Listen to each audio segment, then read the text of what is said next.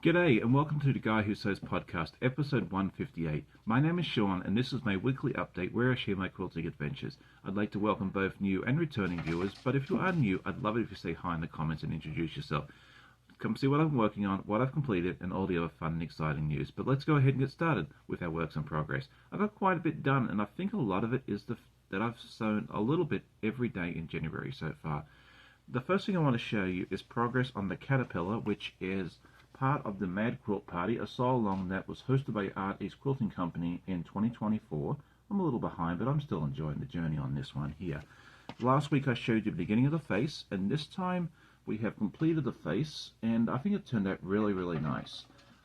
This actually is upside down, this here and this here, so it's a little off, but I think it looks cute. I think it gives it just a uniqueness, and I'm not going to change it. I think it looks just fine as it is. And then I've also done these, which is going to be part of the smoke rings, and hopefully next week when you come back you'll see more progress on that as well. The next thing I want to share with you is the Stitchits by Cotton Cuts, which is a project I've been working on for a while. Last week you got the sort of beginning of this panel, which I called Roundabout. These are all patterns that I've just been making up as I went along, and this one is now completely done. I think it turned out really nice. We'll give you a nice close-up view, including the two little hedgehogs here and here. I think these ones turned out really cute. And that's day 8, and then day 9 is this one here. We're not quite done. We've got one more row here to do, but I think this one turned out really nicely, and you can see that there. So come back next week, we'll hopefully have 9 done, maybe even 10 and 11, maybe 12. We'll have to see. And then the third thing I want to show you is some progress on Toasty the Dragon, which is a foundation paper piecing pattern by Legit Kit, and I'm still working on the same section, the same page, because these are all very small pieces, but it's given me a lot of confidence in being able to do this. So where did I put those two pieces, Sean? Okay, here's the first one, and then this is how it turned out, and I used these beautiful batiks in the middle for the horn. It's a little different to what the pattern called for, but I'm really liking the effect of this so far. I think the batiks are by Timeless Treasures, but I could be wrong on that. I'm not great with designers. And then this little section here is like that. It's called for eggplant and so forth here as well. It's got to blend into the wing at some point. I'm looking forward to that. We have 2 more little sections in this particular page to go, and then we're going to start attaching it all together. So we have, the second page of 48 done. It's a slow process, but I'm trying to make sure that we get it right and don't mess it up. But that's what I have for my works in progress.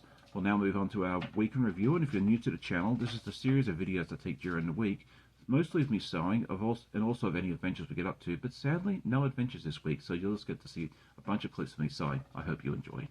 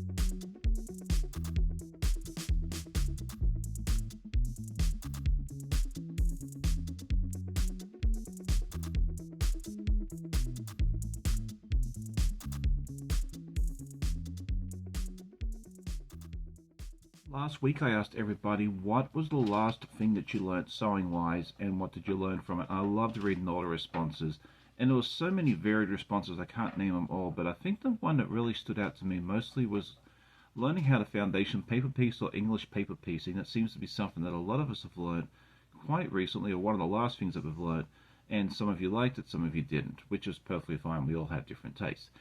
This week's question is, what pattern have you done either recent history or back in the day that stood out to you? Which one did you really, really love doing, would want to do again, possibly, or just loved doing, even if you didn't want to do it again? I'd love to hear your answer as to which pattern stood out to you. For me, there's too many.